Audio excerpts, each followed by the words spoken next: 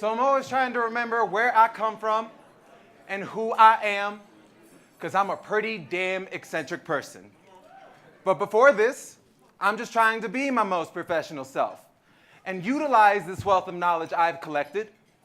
But before this, I'm just a busybody, always playing rhythms with my feet so that everywhere I go is a dance, always singing a song so that my journey is a jam sesh. I am a soulful, big bone swing band.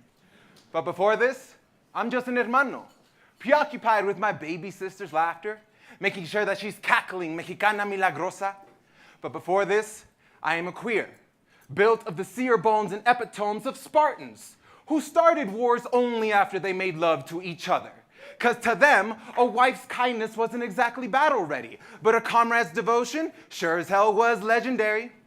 But before this, I'm just the kitchen table inside of everyone's hearts, how we nourish each other with the food from the oven, shoving all the Sunday fun day into our belly. I love peanut butter and jelly, because it's one of the closest memories I have of me and my nephew in that sticky mash of summer cartoons. But before this, I am Latino.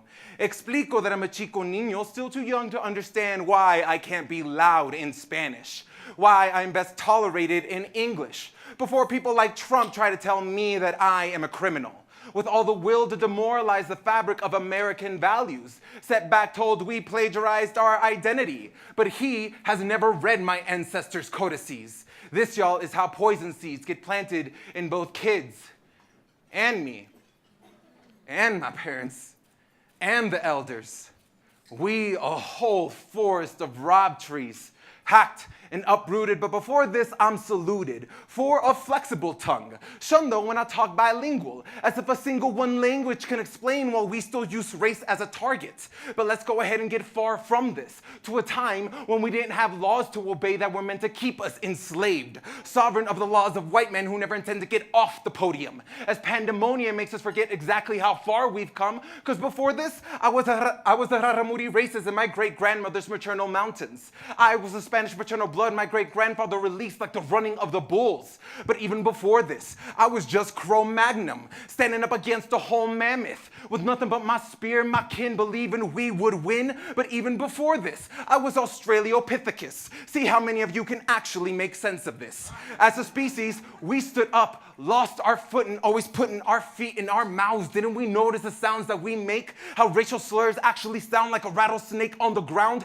Did you just ignore the caution? To think before talking, to look before walking. Have we forgotten the caves we crawled in? Because before this, we were human prey, so instead, we prayed. We who know how to make good with our magic. Tragic how we forgot the gods within, how to turn pain and lust into faith and trust. We who burned all the Palo Santo wood. Because before this, we just withstood whatever this world to try to hurl at our face with this pace like it's trying to kill me and all of my siblings. But even before this, I know I was just God's tier, sent down right here. This is the language of turmoil. We who turn the soil in our poems to plant the seeds to make the oxygen we breathe. So before this, I am a wind mystic. Before this, I'm not going to give myself over to stories that ignore me. I have always been this big. I have always navigated myself, typhoon. I have not and will not forget that I've always been a monolith. So before this, I just had to tell you that I know the risk and the stakes of losing this.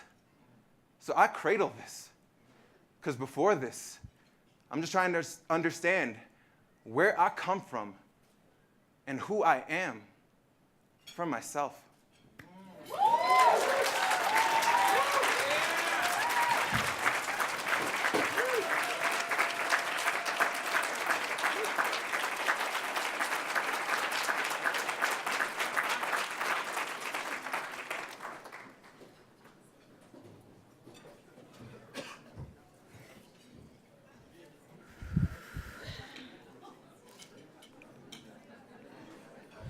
Thank you, Franklin. Thank you for bringing our culture, our enormity, our complexity, our specificity, our beauty into this closing session. Thank you for lifting up identity, intersectionality, our humanity, our vision, and our destiny. And all of this together is actually the perfect segue into the conversation we're going to have this afternoon. So before I have the honor and privilege of introducing Jeff Chang, I want to take a quick minute to connect a few themes from yesterday and the plenary this morning. By the way, if you appreciated both the content from this morning and walked away with some compelling lessons, in addition to Franklin's opening, please join me in giving our morning speakers and Franklin another round of applause.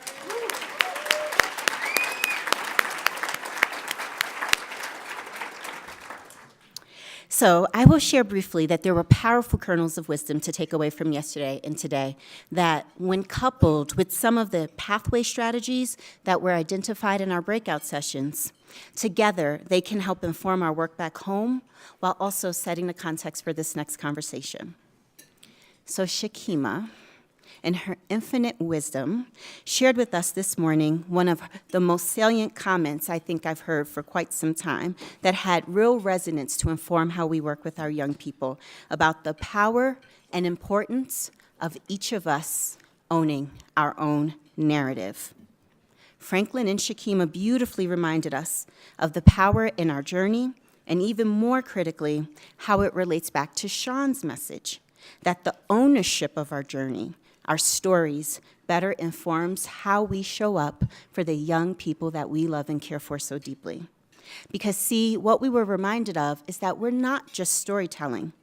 Our stories have both a purpose and a responsibility, and we must use them productively for the sake of the vision that we all hold.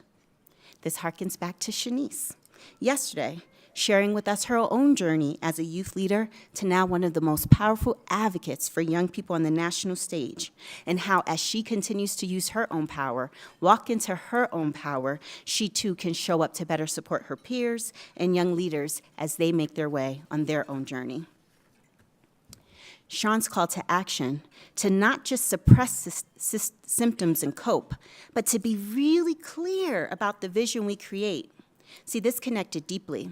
And for those of you who may have been with us when we convened in Boston last year, you may remember that it was Deval Patrick, former governor of Massachusetts, who reminded us that it's not enough to be clear about what we don't want. It is even more critical that we are clear about what it is that we want in this fight for equity and justice. And he was joined by Hillary Pennington, who also asked this really important question, the question that I think about daily in this work.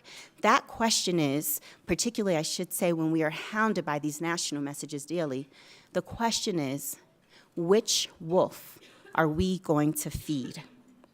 And so to Carlos' point about how critical it is that we must believe fundamentally that all people are inherently good, it feels right. It feels right and promising, and I'm so thankful Sean reminded us this morning that we must construct and build our strategies based on our hopes, based on our visions, and based on the transformation we want to see for this world.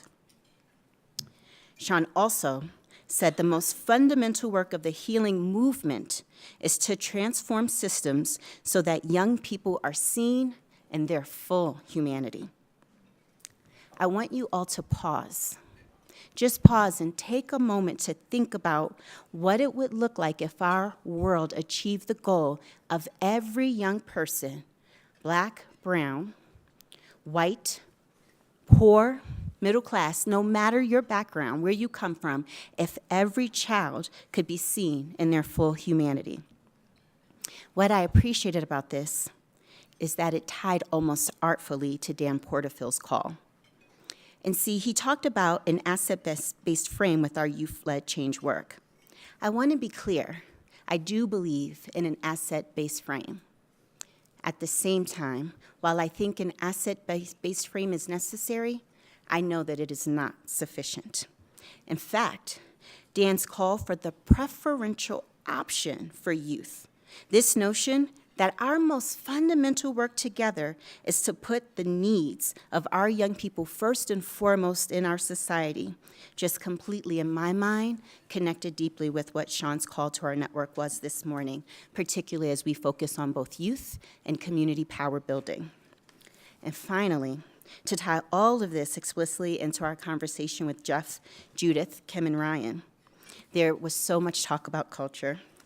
La cultura cura, the culture that cures and restores our identity. Cheryl reminded us that when culture is left out of our systems, they cannot function because it is a key ingredient to restoring and seeking the system change that we want to achieve with our work. These references to culture are important because they tie to what we've asked Jeff to come here and speak about today, particularly culture, including helping us to define what it means, Jeff, so that we all have a shared understanding of what we mean when we use this language, and then also narrative change as well. So without further ado, I want to introduce you to Jeff Chang. Now, usually I would not read the entire bio of our keynote speaker, but see, Jeff's background is so impressive, it feels actually critical to the context setting for this next discussion. And I do know it's in your materials, but I'm just going to take an extra minute to tell you a little bit about Jeff. So Jeff has written extensively on culture, politics, the arts, and music. His first book, Can't Stop, Won't Stop, A History of the Hip-Hop Generation, garnered many honors, including the American Book Award and the Asian American Literary Award. He edited the book Total Chaos, The Art and Aesthetics of Hip-Hop. Jeff's book, Who We Be, A Cultural History of Race in Post-Civil Rights America, won the Ray and Pat Brown Award for Best Work in Popular Culture and American Culture, and was a finalist for the NAACP Vision Award, Image Award, the Dayton Library Peace Prize, and Books for a Better Life Award. His latest book that we shared with our network at this convening, We Gon' Be All Right, Notes on Race Resegregation, was published in 2016. It was named the Northern California Nonfiction Book of the Year, and the Washington Post declared it the smartest book of the year. Jeff's next project is a biography on Bruce Lee. Come on, somebody. I said a biography on Bruce Lee. Now, Jeff has been a USA Ford Fellow in Literature and a winner of the North Star News Prize. I can go on, but I think you're starting to get the sense here of not just his accomplishments, but maybe most critically, his intellectual leadership, the way that he is helping us make sense, meaning, and understanding, not just of our history, but how we bring them into our current times to realize and manage the complexity of what our country is going through. So that's a lot about what Jeff has achieved. Here's what I want to tell you personally about Jeff. He is the foremost artist and expert on hip-hop culture, race, narrative change, cultural strategy, and organizing, especially for youth-led change. I do think he is one of the most extraordinary intellectual leaders of our time. Most critically, however, in working together to get to our convening today, he was consistently kind, consistently humble, consistently gracious, and so generous with his time and his expertise. So by the way, if I sound like I have an intellectual crush on Jeff, it's because I do. And so does our entire team, by the way, just keeping it 100. And without further ado, I want to welcome Jeff to the stage. Please join me.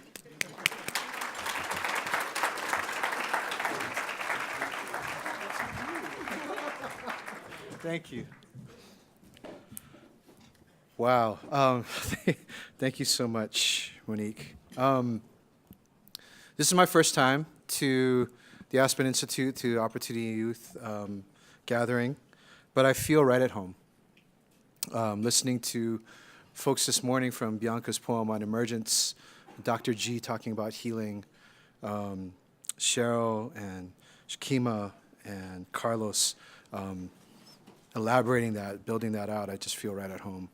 I want to send a thank you, a deep shout of gratitude to the Opportunity Youth Incentive Fund, especially to Monique and to Sherry for the kind invitation, and also to the staff who've been working really, really hard to make sure that we're well fed. Yes, give it up, let's please.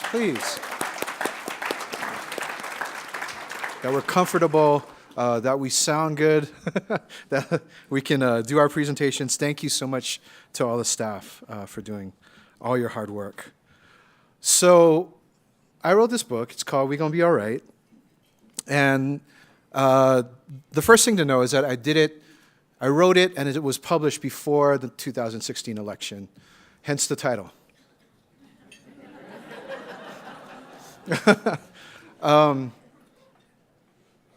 And the book was about the ways in which we, as a nation, have failed to maintain, to keep up, and to let instead be dismantled a lot of the structures that we set up over the last 50 years to try to bring us to greater racial equity, greater racial justice.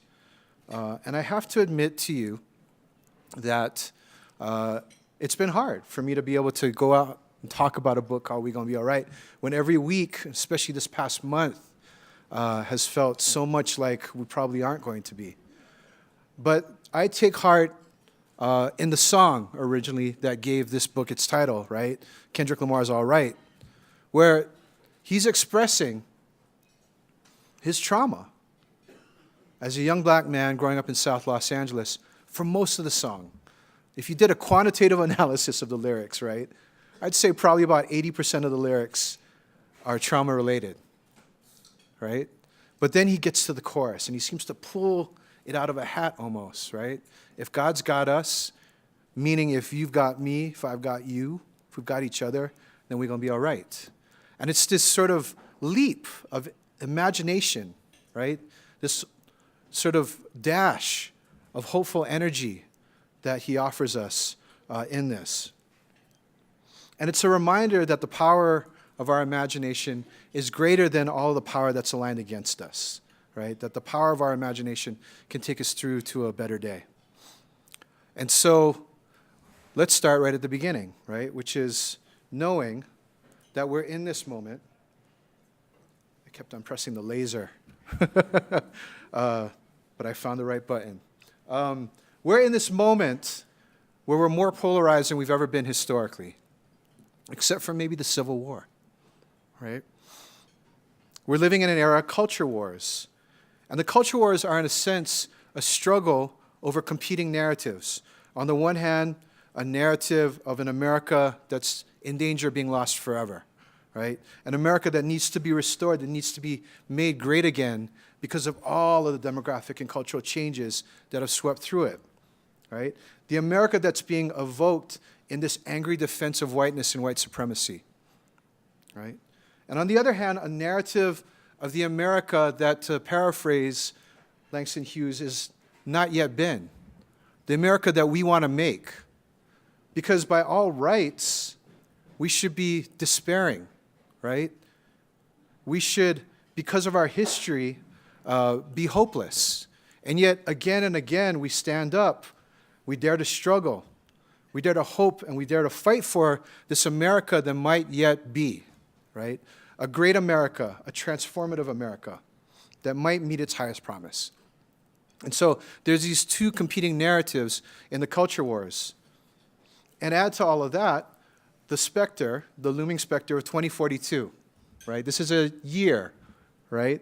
The year that it all goes to hell, right? The year in which the U.S.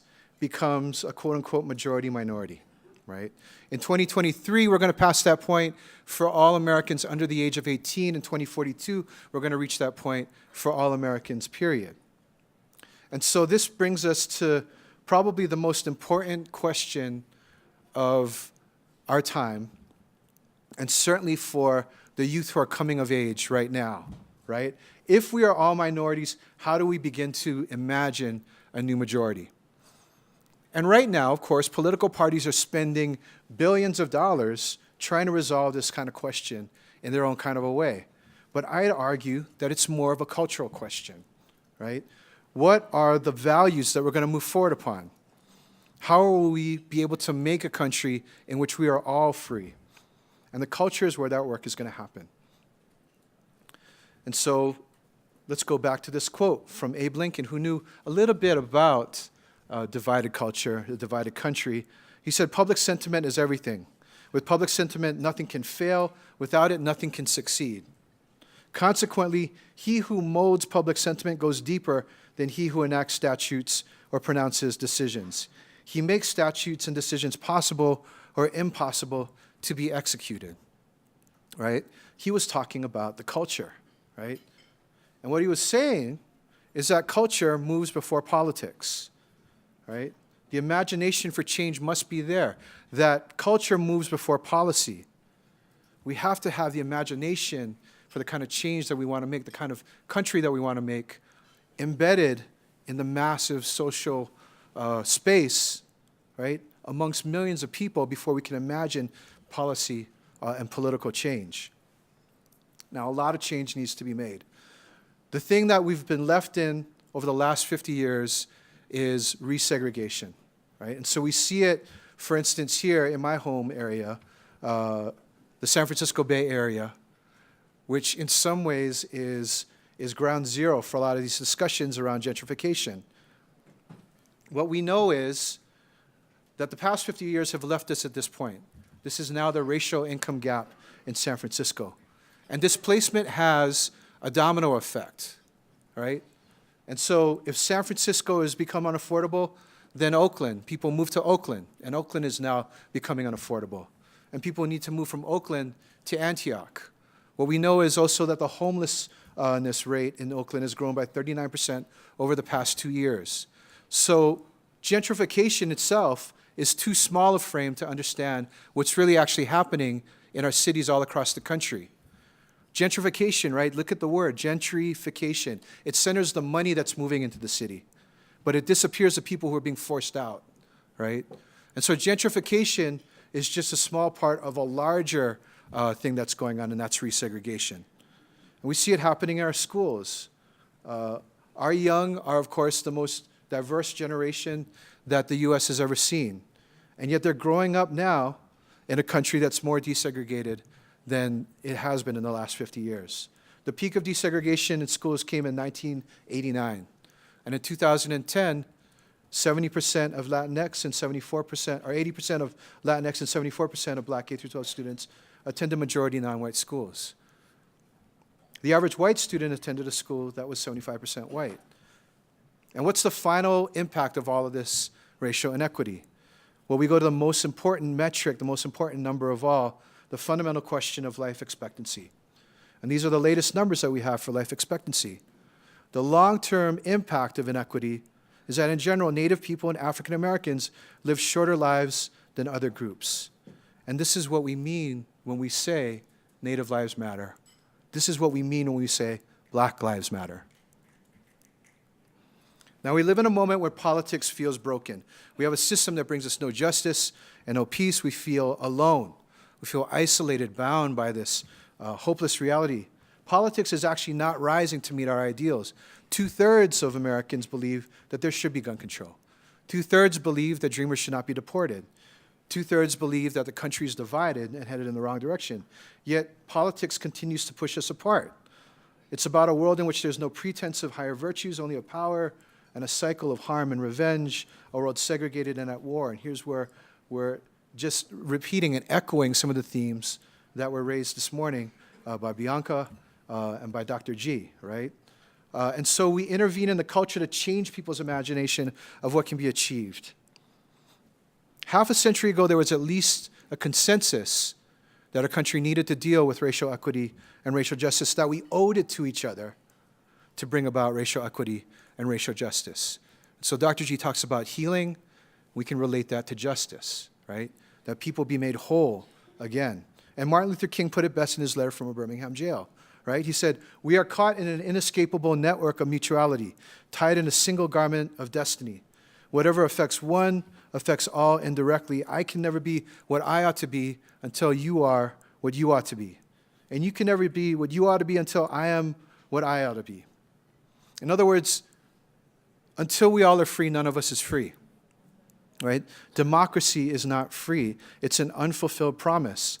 And what King was saying was that even if we had laws on the books, judicial decisions on the books, policies, if people did not recognize our interconnectedness to each other, right, that these laws, these judicial decisions, these policies would eventually still have no teeth, right? And so in the end, it comes down to figuring out the basic question of how we form relations with each other, right? How do we form relations between each other that are not based in domination and exclusion and extraction, but of values that are about exchange and trust and mutuality and intergenerationality.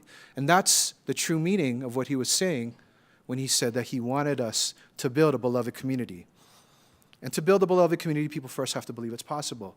So, consider the example of Jackie Robinson, who in 1947 took the field in Dodger Blue. And at that time, the American majority could not imagine an end to Jim Crow segregation. But 7 years later came the Brown versus Board of Education decision. He changed the narrative, and he helped build in many ways a narrative of change that continues to impact us all around the world, right? And so you can think of social movements as end-arounds around politics as usual, right? These are interventions in the culture. These are appeals through the culture. They begun as cultural strategies, calls to the collective imagination, right? So Occupy, right? Or the Dreamers movement, or the March for Our Lives, or the Warriors standing up at Standing Rock, or the protests against the Muslim ban, right? And the most important of these, of course, has been the movement for Black Lives, whose moral imperative has been to try to fight for Black people to be able to be seen in all their difference, all their complexity, all their humanity, echoing again Dr. G's words, right? And if Black people can be seen in all their complexity and humanity, then everyone can potentially be seen in all their complexity and humanity. And we have a chance at building a more open, just, and equal community for all. So all of these movements, all of these justice movements, ask us, what does it mean to dream again? What does it mean to imagine a world in which segregation and violence and war are not the answers but are problems to be solved? And this takes me to the thinking, the work of the late, great Grace Lee Boggs and her ideas about revolution. We often think of revolution as replacing one group in power through bloodshed with another group that's going to take power, right? The violent seizure of power. But Grace said that the next revolution might be better thought of as, quote, advancing humankind to a new stage of consciousness, creativity, and social and political responsibility. So her revolution will require us to move away from finding new ways to divide and rule and consign some people to death, and instead to pivot to life, to honor and transform ourselves and our relationships to each other. She asks that we fundamentally think about how we create our relations to each other, intergenerationally, interculturally, mutually. And so as folks who are striving for community in this moment, we have to choose. We have to choose to stand against the machines of domination, of violence, and of death, to dream of a world beyond what we can currently see. And that's actually our burden, right? All the other side has to do is to reinforce the system as it is, to maintain inequity. We actually have to persuade people, to seduce folks into a vision of a world that has not yet been, right? And so this is the artist Ana Teresa Fernandez at the border that separates Tijuana from San Diego. She's asking us to think about what it means to dream again, to dream of desegregation, to rely upon our powers of imagination to create a better world. And so for those of you who are youth in the audience, right, this is your time. When 2040 comes, you're going to be my age, which is hella old. And so it's upon you, right, working with us, those of us who are older, and working with those of the folks who are not yet born, right, to figure out new visions that will carry us to a world that will be beyond culture wars, that will be about peace and about justice. So the revolution is there for us to make, to imagine and to bring about freedom for all. It's our work to go out and do that. Thanks for listening.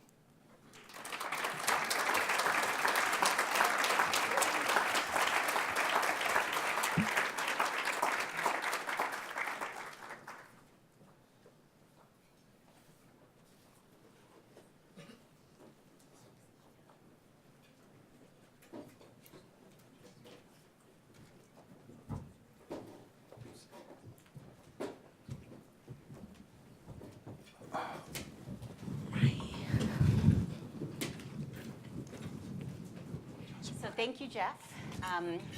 We want to transition quickly because we are really eager now to have a conversation that, to Jeff's point, is intergenerational and really reflects multiple perspectives around cultural strategy, narrative change, and maybe most critically, the role our young people are playing in our current movement for equity and justice. Before we have this dialogue, I wanted to introduce our other panelists. So to the left of Jeff, we have Judith Browne Dianis, who is the executive director of the advocacy project, she is the executive director of the Advancement Project. She has an extensive background in civil rights litigation and advocacy, including in the areas of voting, education, policy, housing, and employment. She has protected the rights of people of color in the midst of some of our greatest civil rights challenges of today, including Florida in the 2000 election and also in New Orleans after Hurricane Katrina. She has also done pioneering work on ending the school-to-prison pipeline. She has supported efforts to secure justice as part of the movement for Black Lives. And I think it's fair to say that she has used her legal background to be a warrior, once again, for some of the most critical human rights issues of our time. Thank you for being here with us, Judith. Thanks for having me.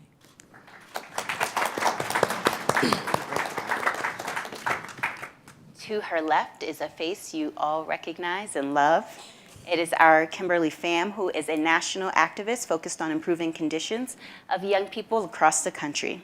She's focused on reshaping the narrative of culture and how young people engage in processes for driving positive community change. She's a member of the Project U-Turn Collaborative, so this morning you all got to meet Shakima, who leads PYN. She's a part of that work in Philadelphia, which focuses on learning to produce best practices for opportunity youth in the city of Philadelphia.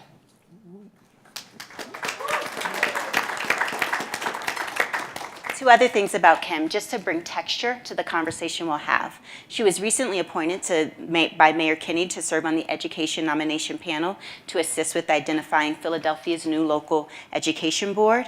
And what I want to make sure I say today on this stage is that it is always an honor and a privilege to sit next to you in any conversation, Kim. Thank you for being here with us today. Thank you. And last but not least is also a face you may recognize. It's our Ryan Dalton from New Orleans. He has worked with the team in NOLA on the Reconnecting Opportunity Youth Agenda. He is a Cafe Reconcile alumnus and former floor manager and has served as an advisory board member to the John Besh and Bride Mayer Scholarship as Chef's Move. He is a founding member of the National Council of Young Leaders and also Opportunity Youth United. He formerly served on the Youth Ambassador for the Youth Leadership Initiative. And critical to our work that we launched at Aspen, he provided recommendations on the White House Council for Community Solutions report that helped to initially launch our work at the Aspen Institute. Here's what I want to tell you personally about Ryan. I've said this to him off stage, but I also think it's important to set this conversation. His ideas, the work that he has led locally, the presence that he is on the national stage, every time he shows up in a conversation, he not only reflects the very best of what our young people can do and achieve, and maybe most critically, our Black men, he makes space for other young leaders, men of color, to come up behind him. Thank you for being here with us today, Ryan. All right. So my job is to set up this conversation and then get out of the way. And I am really eager to have this dialogue. And in order to really have this dialogue in a fulsome way, I think it's important for you to all know that both Jeff and Judith are friends in the movement. So part of me walking through their bios and background is so that you can hear the intersections and connections that really essentially overlap in all of the work that they have led around equity and justice. And so the first question that I have, noting the common experiences across our panelists, is I actually want to start with Judith, Ryan, and Kim. Just really curious to hear from you. When you think about the work that you have led, and particularly Jeff's comments to our audience today, what resonated with you? So first, thank you for having me. My first time here at Aspen Institute, so I'm really excited about being here. Took a lot of modes of transportation to get here, but, it's beautiful. So I think just listening to Jeff, the thing that resonated with me is I think the comment was that culture moves before politics, right? So we started Advancement Project with the idea that we were lawyers at another organization, civil rights organization, doing really great work. But what was happening was that the courts were moving to the right. And we were losing. So here I am thinking, I'm going to save the world, free my people, and losing all my cases. And so we decided that we had to have a new model. And that model really was about getting back to what was best about the civil rights movement, was that you had organizing front and center. And that you had organizing, you had communications and narrative shift, right? When you look at the Children's Crusade, right, that march, that was about narrative, right? And then you had the courts, right? And you had very brilliant lawyers, but the lawyers really were following the movement, right? And because the movement had to set the tone and for the way for us to move forward. So like even when I think about the nomination of Kavanaugh, like I am upset, right? But we're gonna be all right. Because what we are going to be doing is moving the needle with the people. And the people shall win, right? And so for the work that we've done, this is why we set up Advancement Project. We are lawyers, we're communicators, and we're organizers within an organization that works together to support grassroots movements. The biggest thing for us has been, well, one of the biggest things has been around school to prison pipeline. And I think this work really resonates with what you were saying, was that we, one of the things that we did was, first of all, we kind of come to the work as like Ella Baker-like. We listen to the genius of ordinary people. People who are impacted, know their own circumstances. They actually know how to get out of it. They understand their political realities, and they have some dreams. When you ain't got nothing, one thing you can have is some dreams. A dream. And so the people that we work with, we were working with young people. When I say young people, I don't mean like young 18 to 24. I mean young like 10 to 18, right? Who were identifying a problem. And we're saying, we're getting kicked out. And so we started off with this idea of like, we didn't know what zero tolerance was, and we kind of started with that issue around zero tolerance and tried to figure out what the heck is this thing, right? And I'm talking about, this is back when we started Advancement Project in '99. There was no thing called the school to prison pipeline. And it was through movement work that we came to the terminology of school to prison pipeline. We wanted to make zero tolerance a phrase that was a dirty phrase, so that school districts would want to get away from it. They'd want to get away from it in terms of their culture, but also in terms of the policy. The culture first, and the language first, and then the policy. Then we shifted to movement calling it school to prison pipeline. We had done all this public opinion research. They were like, don't use school to prison pipeline, teachers hate it. And the movement was like, F that. That's what it is. So that's what we're gonna call it. And so we dug in and said, this is what we're going to call it. And all these years later, now seeing teachers unions, presidents of the United States, well, the old one, not this one. Arnie Duncan, when he's Secretary of Education, I will tell you that it brought tears to my eyes to be on a call with Arnie Duncan saying one thing we don't want to replicate is the school to prison pipeline. And I'm sitting there like, damn, this is good. Because years ago, I remember when we were pushing against you in Chicago. And we were telling you that you had created a school to prison pipeline. And you were like, what, I did? And we were like, yes. And so now you're Secretary of Education and you're stepping back. And so the narrative meant a whole lot in moving and shifting the conversation, but also the policy. So there are two things I want to say and move the conversation forward that feel so important to pull out, tied to Jeff. Culture first, and then narrative change. And particularly to your point about our movements are fundamentally about identifying what is wrong with our culture and the movement response. The other thing that I want to say that's also tied now to hearing specifically from Kim and Ryan is Ella Baker is one of my most favorite civil rights leaders. In fact, we sort of laughed when you called her out because we named our daughter after Ella Baker. And until the age of 3, if you asked her name, she said Ella Baker. And so what I want to say is that the thing that moved us the most was, that's tied to so many points you made, is her nickname was Fundi, which is Swahili for the teacher of the next generation, because she was so intentional about starting with young people to build the movement for the change that the civil rights movement was pushing for. And so it feels really important to make that link and the connection because we have our youth leaders sitting beside us today that are helping to do this. So curious to hear from you, Ryan and Kim, what resonated with you? For me, it was a lot that resonated. Anybody that knows me knows I'm all about the next level, what's next. After they graduate your program, what's next?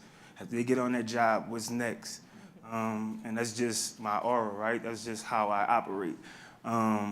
So there's a lot of, I also love quotes. I live my life by quotes. I create quotes and listen to them and follow them if it makes sense to me, right? So there's a lot of quotes that was thrown out there. One of them was, a cycle, it was around a cycle of creating and reproducing toxic, right? I think about that. I think about the system that we're in. I think about just the work that we do, our intention, and then look at the impact, right?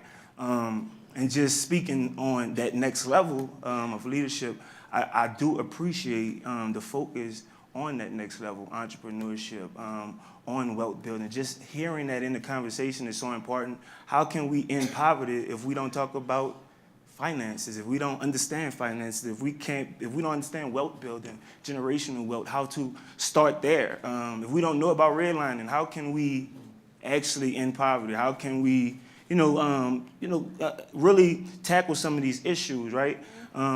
First off, without having young people at the table.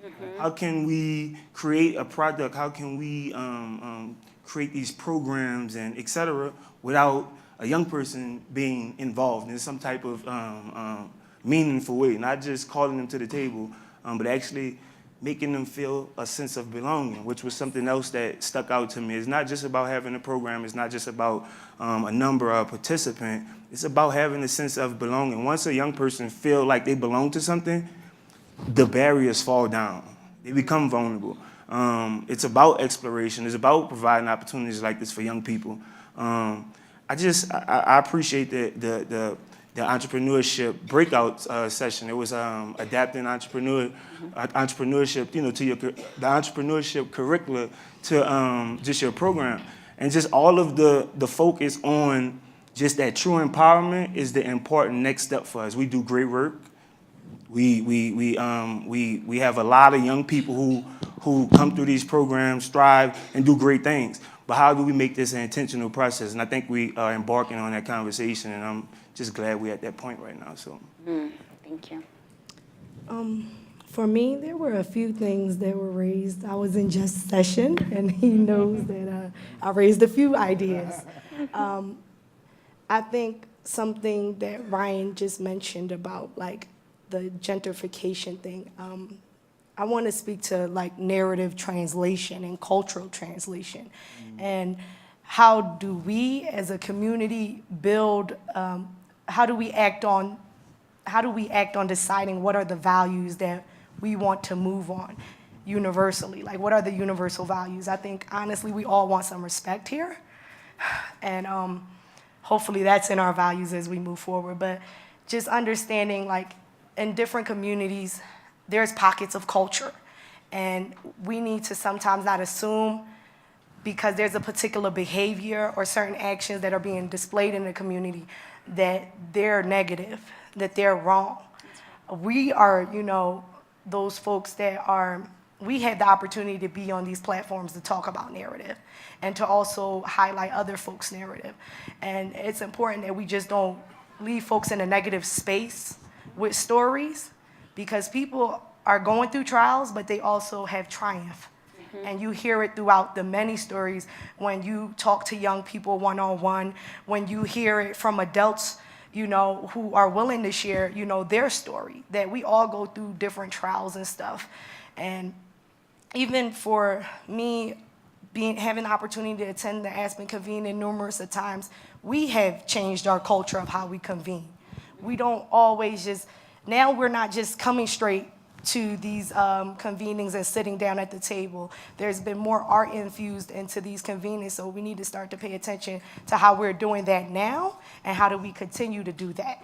And not just focus in the space of what we're not doing, because we do know we have the power to change what we can do. And it's all based on each one of our actions in this room. And that's how, culture is really,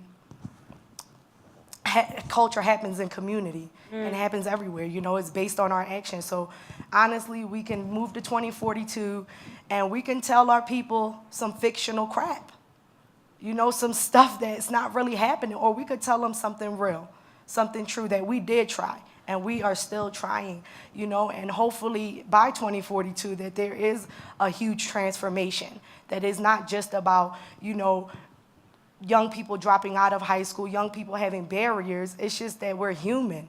And there's so much that's happening now that we need to acknowledge that. It's not like a traditional mindset. It's not one way to think. It's not one way to do things now, and we need to begin to embrace that there's alternatives to that, and we know that being in this opportunity youth space that our young people don't have one model that works for them. And sometimes it's not that one opportunity or one program that will work for them. Sometimes they're going through numerous opportunities to really figure out who they are and create who they are in this space. And that's what I think our programs and the work that we do, and going into community, working with different stakeholders, we have to challenge institutions, systems, and folks who lead these spaces to think about the actions that they perpetuate that continue to either create barriers to how young people engage and young people's enrichment when they're in these spaces. So I'm just gonna leave it at that. Sorry, y'all.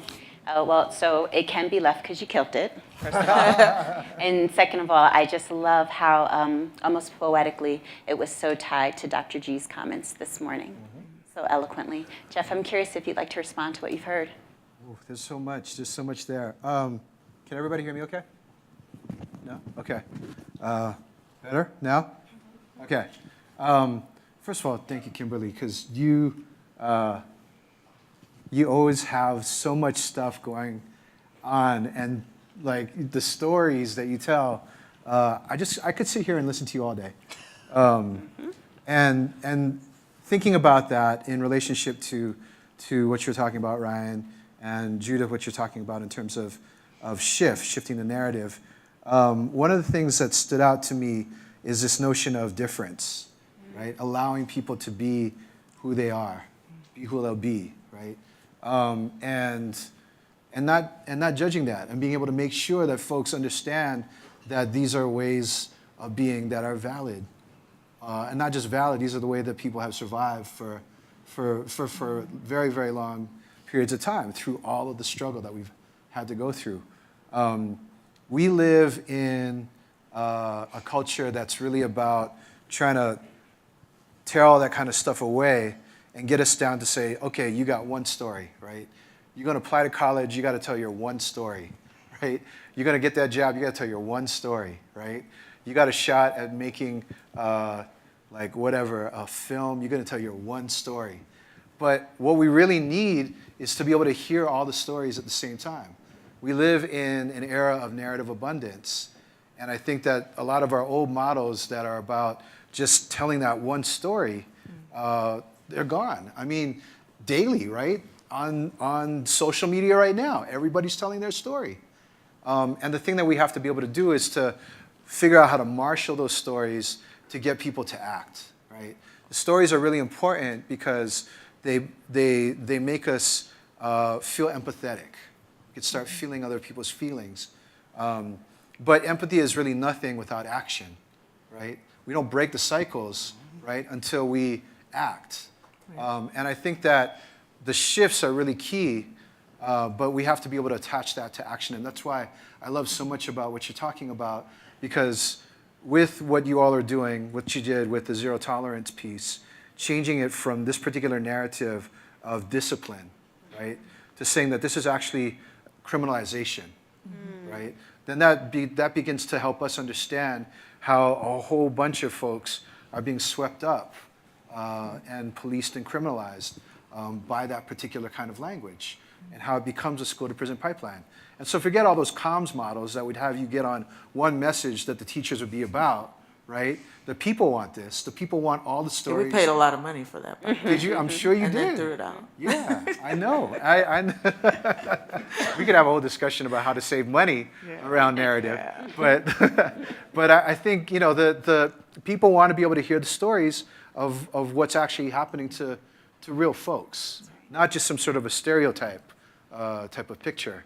And so I think that's where we can start reversing a lot of these trends, is to be able to get our stories out there, build them into narratives, have those narratives attached to action, and that's where I think we see things beginning to change.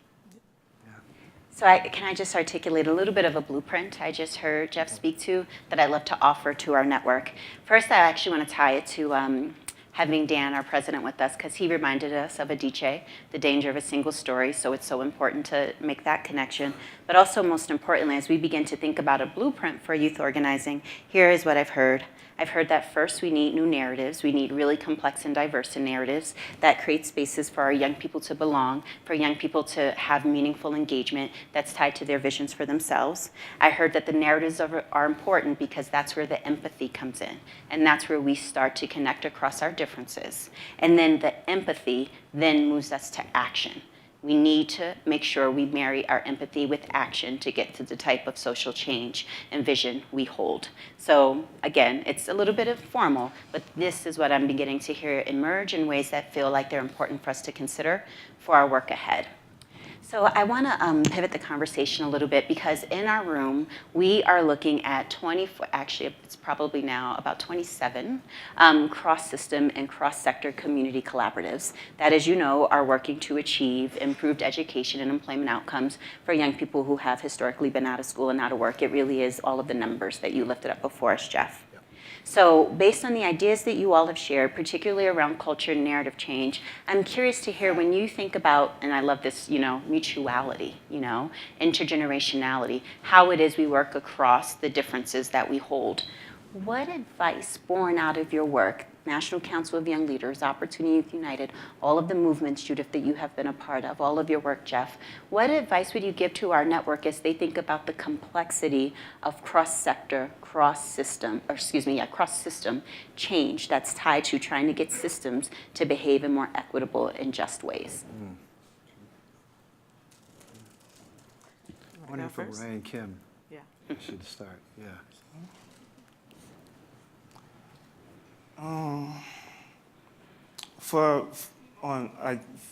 In my perspective, I feel as if we create these processes for these participants. We create these things. We create these spaces. We create these network experience, etc. And when we think about it, what are we doing it for, right? We're doing it for the young people. We're doing it for to better the world in 2042. We're doing it for et cetera, right? Yeah. 7 generations. What I see that we fall short at is, or what we have an issue at, is the competition amongst organizations, the trying to get that one goal, or set that one goal, and we have different organizations that do different things. So it kind of dilutes the work, and it dilutes where the priority should be, right? So when we reach out, sometimes we don't know who we should be reaching out. So instead of having a mapping session and say, well, first we need to do this, then we need to do this, and then we need to do that, we say, well, that's hard. So we're not, so a lot of work is really, I just feel like a lot of work is really diluted based on the directions of funds, based off innovation is suppressed, incubation is suppressed. We only focus a lot on getting the systems to change the way that they work, right? That's very important. But if we don't top-down approach, we put the same amount of energy that we're putting on Capitol Hill in the grounds and in the grassroots movements, it doesn't make sense to me if we don't do both at the same time. So I feel like we can strengthen our message, our narrative. We can strengthen what we're doing if we come together more in an intentional way and stop trying to, well, we have to focus on this one thing. If it's a holistic approach, there's no way we can focus on one thing at a time, because when you focus on this one thing, the next thing falls. Then you come over here and the next thing falls. So I just encourage the crowd to use their expertise to think in that way. Wow, in cross systems change, I see that the work is really tough, because often these leaders who lead these different systems aren't all on the same page, like Ryan shared. But I think my hope and why I continue to grind hard, and I know the reason why a lot of us grind hard, is that we still got to act and we still got to move. And we still have to influence these leaders. Some of these folks are our champions, and they're moving much faster than other leaders in the system, and these that are leading these different systems. But that doesn't mean we lose hope in the ones who aren't moving fast or putting much effort into the work that we're trying to get done. What we just do is really just have patience. And it's really simple, y'all. I say it so simply because it is. You have to have patience with people. Sometimes some people in this work, they get it right now. It's urgent. Our young people, they're missing opportunities. Their lives are being destructed by not having access to some of these spaces.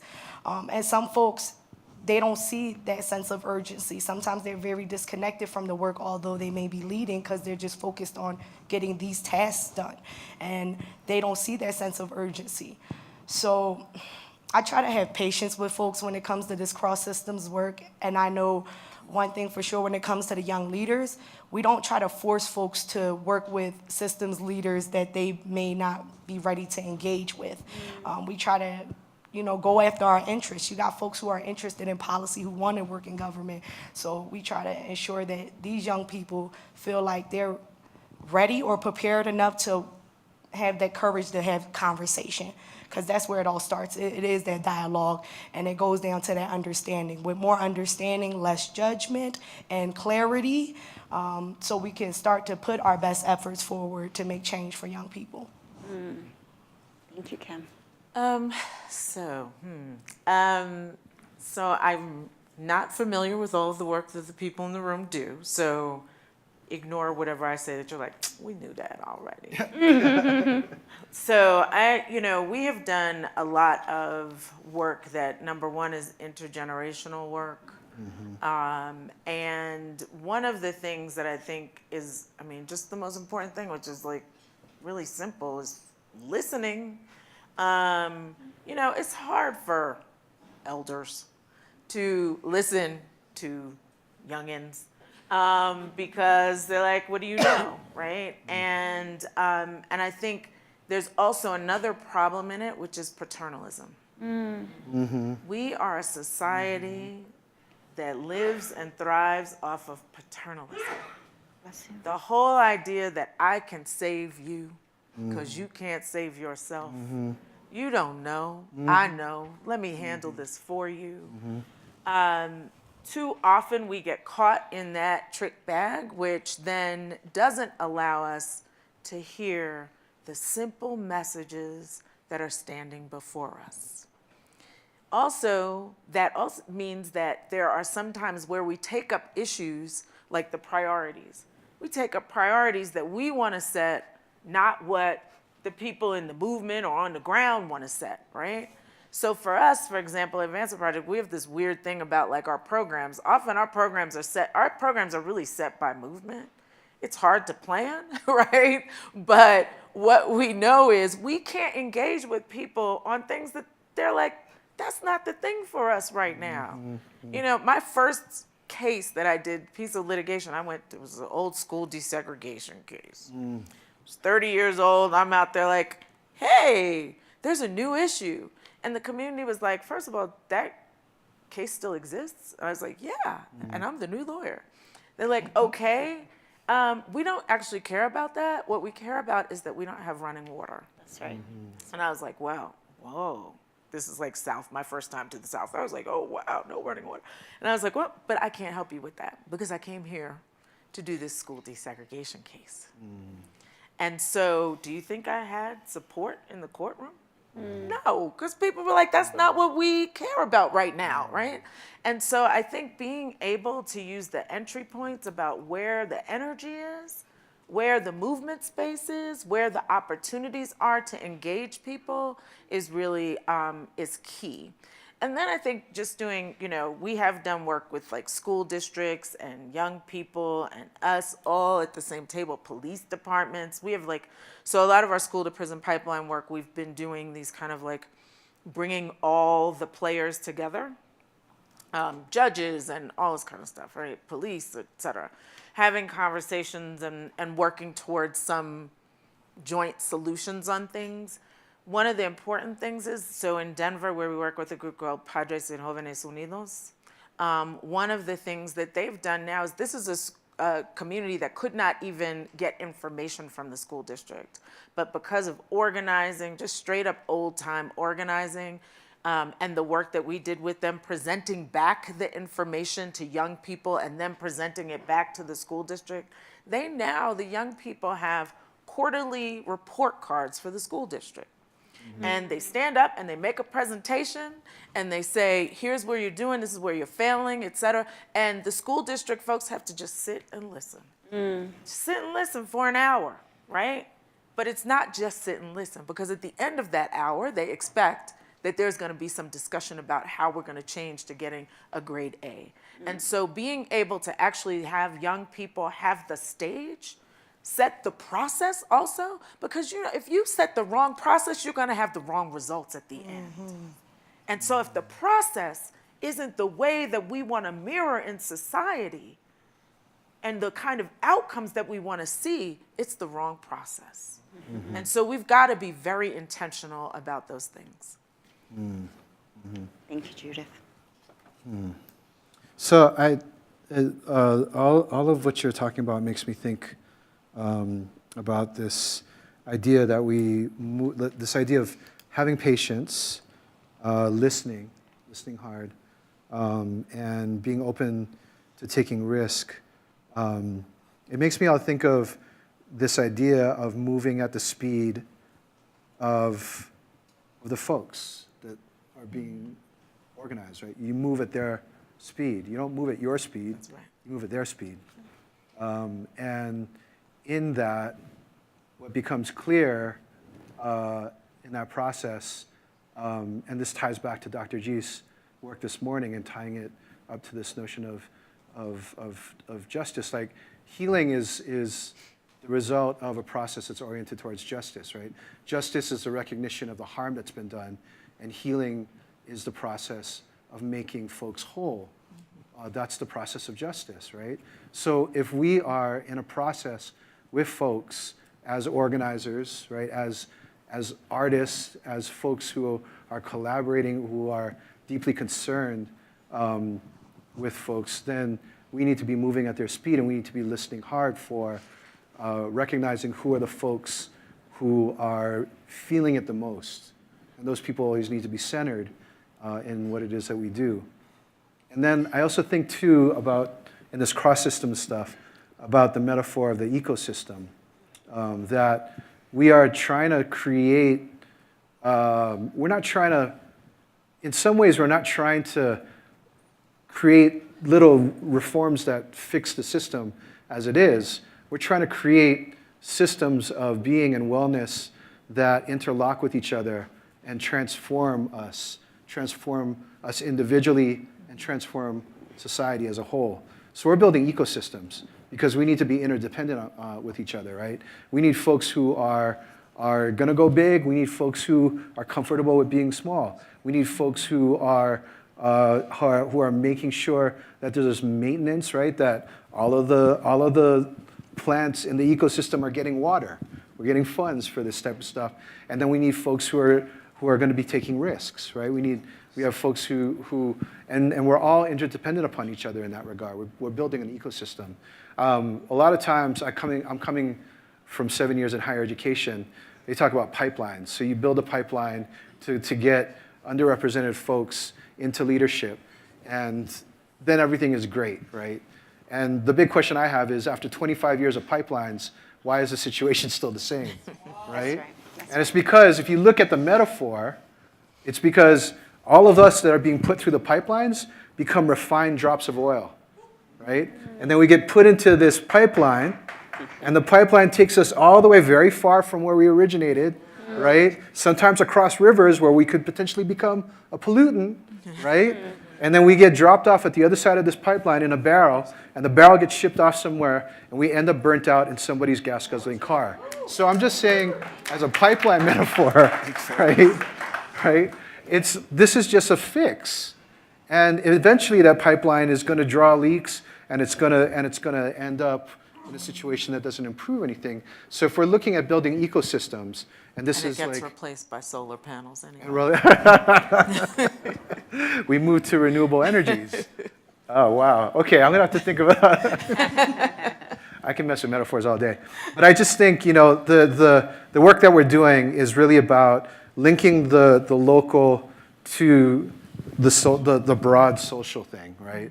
These are a lot of the ideas that Grace Lee Boggs and a number of other folks, Ella Baker, all these other types of folks thought about. We're in a rush to scale, right? But how does what's happening in our neighborhoods and our localities relate to what is the change that we really want to see?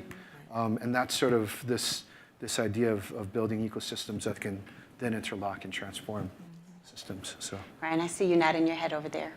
Yeah, he's in my head. I'm just every time he talk, I look at the screen. I know y'all probably think I'm reading the teleprompter. It just says we're gonna be all right. Right. Building Come hope. right on back, right? Building hope. That's right. Speaking in existence, right? That's by the way, that's my cell phone ringer for my work cell phone is we gonna be all right. Yeah. Just, it just gives me that, like, there's a t-shirt that I don't know if folks have seen that says I've been to the future and we won. Like sit with that, right? Yes. Sit with that one. thank you. Thanks for that. I'm just sitting here thinking about the comment you made about the different levels, right? A lot of times we approach it at one level. We have to get them ready. We have to do a boot camp so they can be prepared for the job. Well, how about start with the people who prepared and let it trickle down like dominoes, right? Peer-to-peer interaction. I'll bring you with me. Like that's how it works. And I thought about Meek Mill's, one of my favorite rappers, and there's levels to everything, right? And there's levels to this as well. And I think about the culture comments. I just recently said in the breakout session with, I forgot the name of it, but Brazil people was kind of teaching us the importance of being aware of your whole self, right? Mentally, physically, incorporating dance and all of those different techniques into like self-care, right? And the first thing I thought about was, well, before I thought about it, I have three other people here a couple people here from New Orleans, but two other young leaders from New Orleans that mentioned in that session that, our young people are different. Our young people start from this spot. They're kind of tough. We got hard shells. So we always have to kind of modify whatever product that we get and bring it back, right? So it's levels. I mean, it's levels to everything. And I think if iron sharpen iron, I get this from Jamil. Jamil says this all the time. If we utilize and maximize the potential that we keep talking about in this room with the people in this room, right? And this is a cross-collaborative thing, right? Meaning we work with other people. It's like a spider web, right? That's where it starts. We go back into the community. A lot of times in New Orleans, we have people from all over the world, right? They mean well, intentions versus impact. Okay. You can't train or teach me my culture. So it's like incorporating that culture in is like so important and left out because there's so many different reasons, right?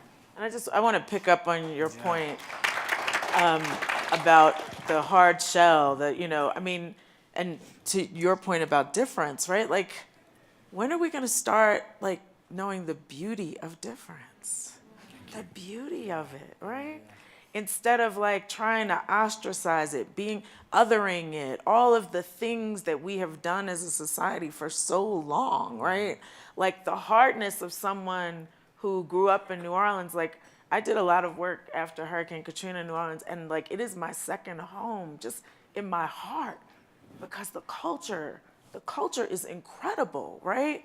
But there are people who want to come and change that whole thing so that the second lines, you got to have a permit for a second Right. line. What? Yeah. Like, I mean, you know, and it's just, and the, you know, the Indians are like, the culture is beautiful, but what we try and do is homogenize it, and we're homogenizing it for the safety of white folks. And so that we can see ourselves as like this society that was built by white folks, and that's where the beauty is. We're trying to be that, right? Like always running to be like that, when that's not who we are.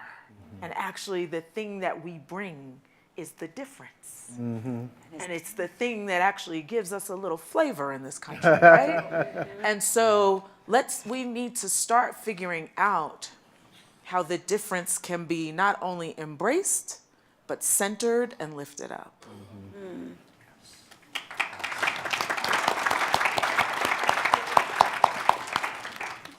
Kim, anything you want to add to that? Wow, folks were. It's always an honor to be next to my brother because we busted up beyond just being on these stages together and stuff like that.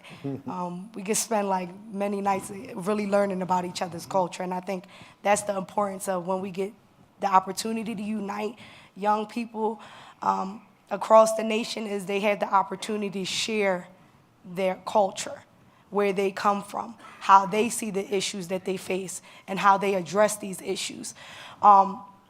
And the fact that embracing the difference is really important. I mean, we do it, and it's sad, you know, we embrace the culture for monetary benefits. Certain people's cultures, you know, people only embrace it when it brings them money. And it's sad that you have people who come into other places and just assume, you know, when you go to New Orleans, like, it's raw, it's real. The people have strength. And when you learn the history and you start to understand, you don't try to come up there and try to shape their culture. That's for those folks to say, how do we want our community transformed, and what parts of the culture do we want to touch upon? Is that something we consider as a flaw or not? No, it's culture. You know, and if these groups of people feel like they're not doing anything wrong, they're not going to change their behavior. Because at the end of the day, they feel comfort in that. And that's what we should respect, is the comfort of being in your own skin, doing what you feel makes you happy. You know, rather if that's through dance, sometimes ratchet gossip. You know, like, I'm just being honest. Like, we have to understand where young people's culture is right now and how that is being translated. Sometimes we come in this space and it's like frowned upon. Young people listening to hip hop, young people dressing a certain way, having all these appearance biases, having tattoos, having jargon when we speak. That's our culture. You need help understanding, ask a question. You know, it's a matter of clarity. We can tell you what keeping it 100 means to, you know, like, in our culture, in Philly is John. John is anything. You know, honestly, if you meet a Philly person, they'll tell you, like, it could be anything, and you can use it anyway. And you can use it two times in one sentence, so it can become confusing. So it's like, what John are you referring to now?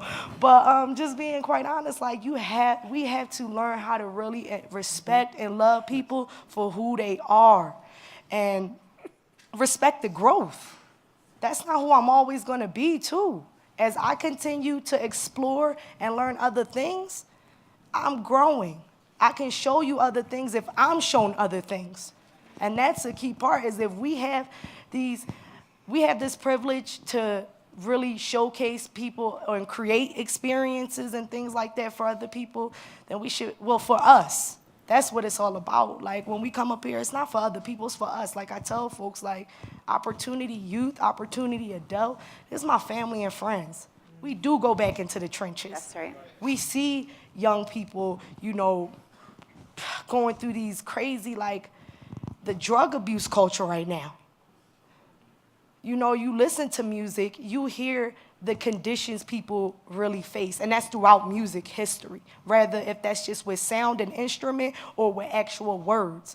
You know, these are people talking about their conditions, their realities. So why is it being translated as if someone wants to be a thug, a criminal? Like, that's not what it is. You have to really, that's why it's important that it's great to be in Aspen. It's great to be in your own community too, but go into them trenches. Go into where it's really hard at. And then you'll see that sense of urgency of why that young person always up in your face, why they need to be here even if you don't got the slot for them. Yes. You know, like, That's right. we need to really start to like, when we see the realities, we never gonna be able to walk in that person's shoes. I don't care how much of that story they tell you, you're not gonna be able to walk in that person's shoes. That's right. Like, we all have different dynamics when it comes to family, life, relationship, and all those other things that's involved in life, you know. I just really, truly wanna respect, you know, the fact of what my friends and family has set up here is, you know, just really embracing that difference. Like, when we come in here, and I think when I used to think of the Aspen Institute, you do think of an elite space and a predominantly white space. Say it. And then when you come here for the OY, it's like, boom, we brought a whole lot of color to this community. And they don't know how to handle it sometimes. You can tell. Listen, you'll hear the encounters people have that they share with you. Like, it's a pretty different type of experience. This is a utopia that doesn't really exist here in our America. You know, this is only here. This is here, a retreat place. I love Aspen. Don't get it wrong, but it's just not reality. That's right. You know, reality is you have places like this. I think of Pennsylvania. I think of the justice system. How is the population being counted as 5,000, and about 3,000 of those folks are people who are incarcerated in that county? We're not talking about people who live here residentially. They're counting people who are justice involved, who are in these prisons, as folks who are part of the population. I'll leave it as that. I'm sorry, y'all. That's okay. That's all right. That's all right.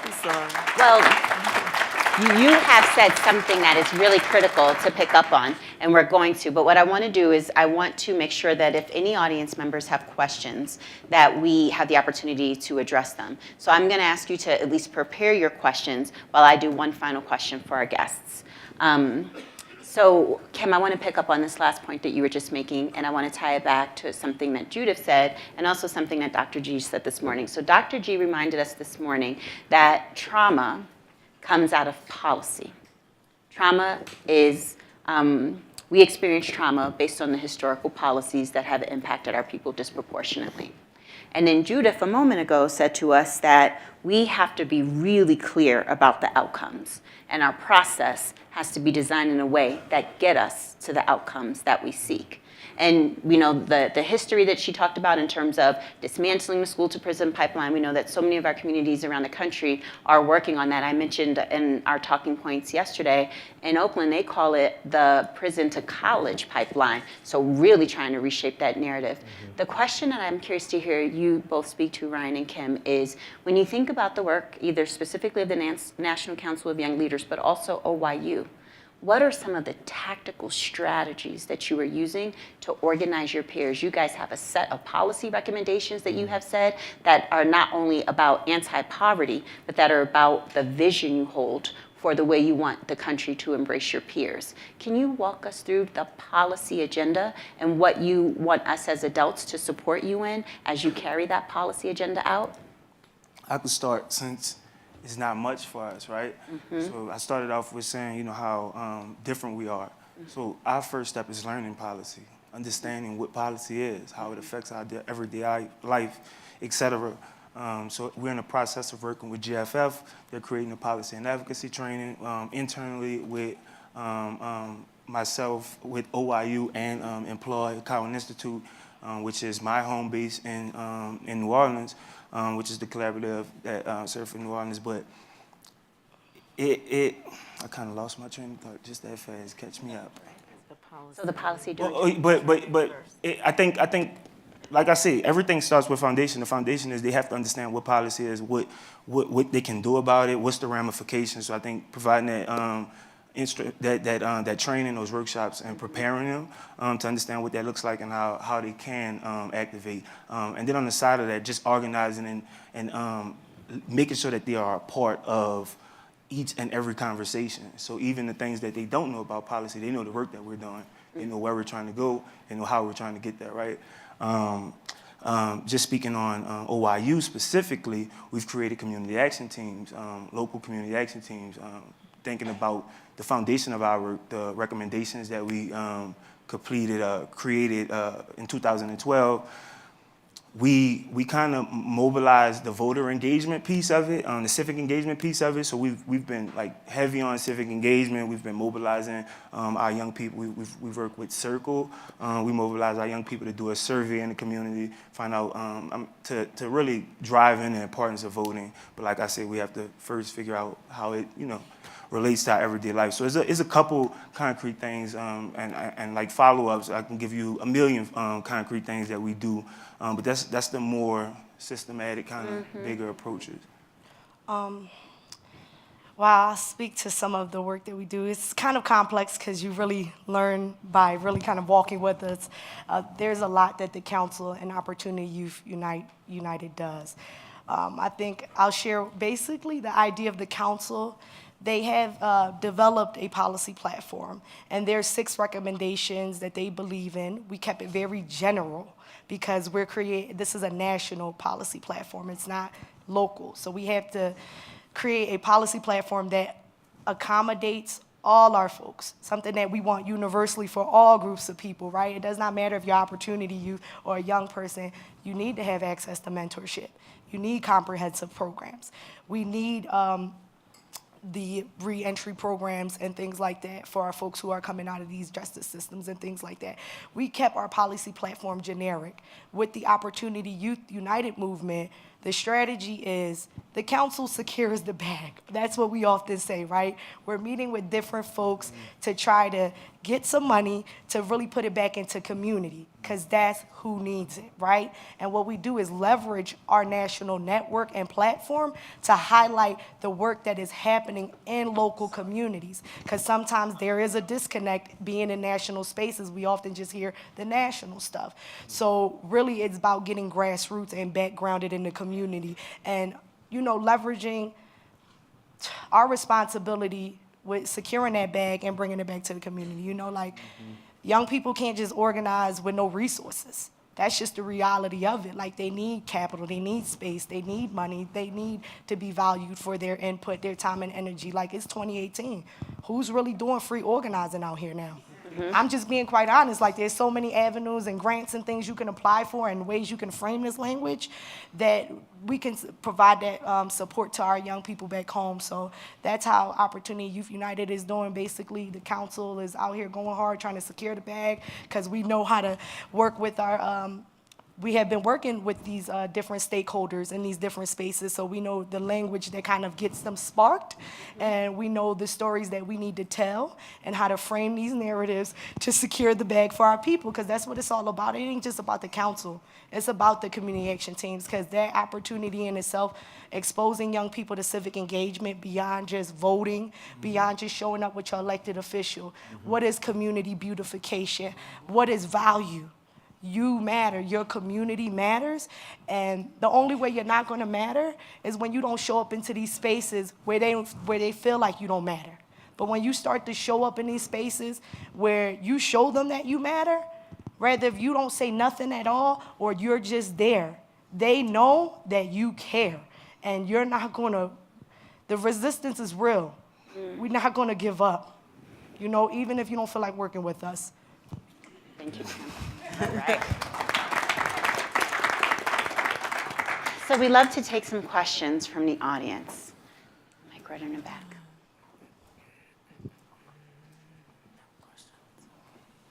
Thank you. We have a mic coming. Okay. I thought everyone's comments was great. The panel was awesome, but my question is for Kimberly. I wrote it down like Monique said. So Kimberly, you mentioned that where a young person is today doesn't mean that they'll be in that place or that space later. What advice would you give to adults, especially folks in this room, who sometimes might get caught up in that place where a young person could be versus meeting them where they are? So any advice or tips you might give to the folks in the room? I believe people are very smart, which we all know that, and we develop. We have stages of life, and I know folks study this who work with youth or people. You know, humans develop, and we're not always going to be doing the same thing. So what I would share for folks in this room is, like I shared early on this panel, is to have patience with a person, like you have patience with your family. And when you start to look at a young person beyond just, when you have a relationship with somebody, you either friend or you family, and often friends are family. And when you start to view people as friends and family, you go harder for them than just somebody you coming to work for. And that's how sometimes we had to transition the way we looking at this. It's like you're transforming lives. You're not just transforming a moment for a person. This moment creates impact, right?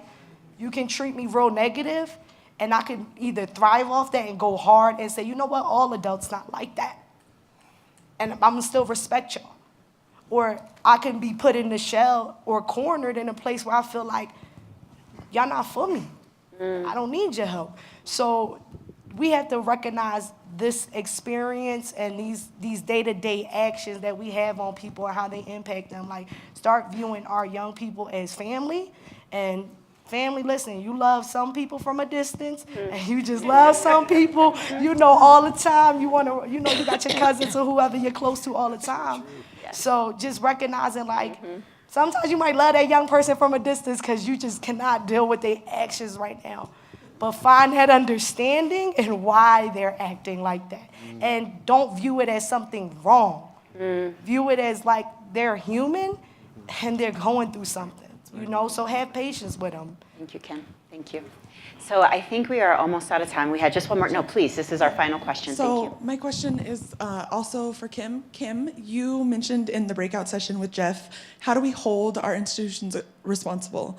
You asked that as a question, and I want to pose it to you. As a youth leader in this work, how do we hold our institutions responsible? So for public education, juvenile justice, foster care.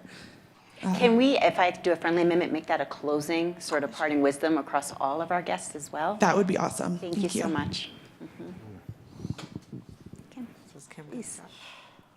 I'm a firm believer that we govern these institutions, so we need to start leading on them. I let the people who focus on institutions and policies focus on it, and I focus on the young people. Organize, organize, organize.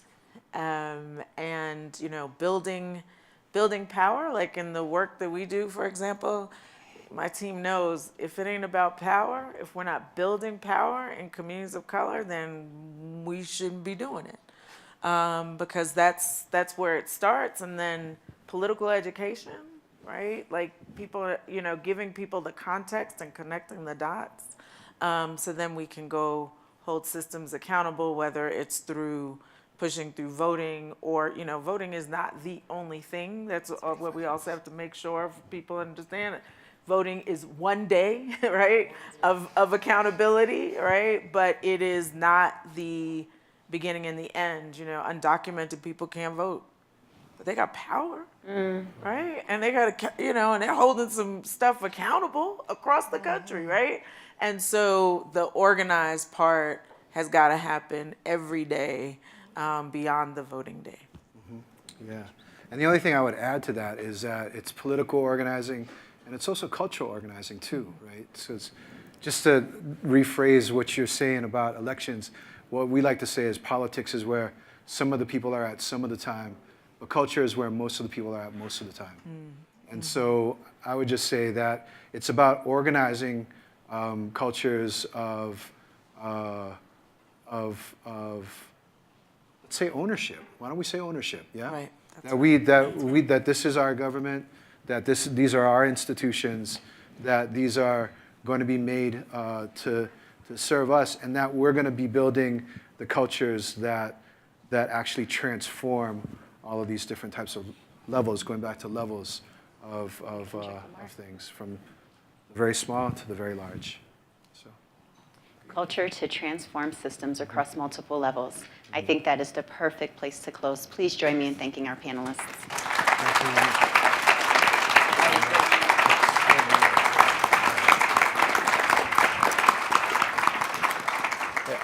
Join me in thanking Monique Miles for her leadership of this network.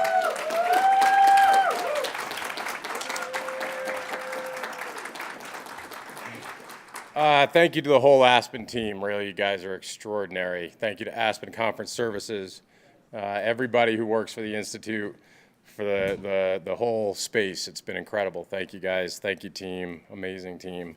I'll just close us out with recognizing what I think Jeff kind of led with, which is the sort of painful, paradoxical moment that we are in right now. He articulated it with a book, We Gonna Be All Right, and an election that didn't quite say the same thing. You know, we saw that 2042, I remember Angela Glover Blackwell kind of learning me up at one point when I was like, oh, demographics is destiny. Once the people of color take over, we gonna be all right. I don't think I put it that way to Angela. And she said, not necessarily. And we know 2042 came a long time ago in South Africa, right? So we know that unless we are doing this work, we ain't gonna be all right. And the paradox of culture change that's coming, that Judith spoke to, and Sean spoke to, and Dan Porterfield spoke to, but at the same time, that the dominant toxic culture feels like it's gained momentum, and that's a tough paradoxical moment to live in. The healing central paradigm shift that we heard about, and the rise in hate that we witness in our dominant culture. The paradox of wisdom versus tweets filled with hate and Fox News and fake news, which is all the same stuff to me. Pipelines and ecosystems, what an interesting, and thank you for taking a metaphor even further than I took the metaphor of the Aspens, Jeff. That was really helpful for me as therapy. You know, the paradox of talking about equity and justice in Aspen, Colorado, really? Got to live with it, got to name it. I love the way Kimberly named it. One time I submitted our director's report where every quarter I have to report on how we worked on equity, and I just said, we had more people of color in the J bar in the history of the J bar. That was my, sent it into my boss. True story. So, you know, I guess so, you know, naming the paradox is important because we know we're on the right side of those divides. And that can be a lonely place. And that can be a really hard place, and one that brings up so much emotion. And I appreciated how much emphasis we had on healing at this gathering, and I hope we'll carry that with us. But it is also paradoxical with Emmett Till's mom saying, I do not have a minute to waste. And how do you balance those? And I know we will be working hard in the months and years ahead. And I also appreciated Jeff bringing up the Kendrick tune for which his book is named, because you know, that song begins with all my life I had to fight. And so that's part of that paradox, because we're going to have to fight for the young people with the young people, help them fight in a way that keeps them safe and whole. So as we go forward, what the hell are we supposed to do? And I guess what I would say is, you know, if you'll indulge me, be those Aspens, have those shared roots. I can't wait to hear about somebody getting on a subway and saying, I'm an Aspen. I'm here to make sure you aren't messing with the young people, or whatever it is. But stay connected. Better yet, be the plants that Sean introduced us to. What a fascinating experiment, putting multiple plants together in a toxic space, having them transform that space into a healthy space while they stayed healthy themselves. That's what we need to do going forward as we think about really shifting the whole ecology for the young people in our country. And so that's our charge going forward. I hope that you are feeling that paradox of being so full from this good feeling, these good people, you good people, and also still so hungry, right? We're hungry for justice, for what's right. So come back in May when we go to Philly in the house. Stay in touch, grow the stand, take care of yourselves, and we will see you in Philadelphia in May. Thanks, everybody.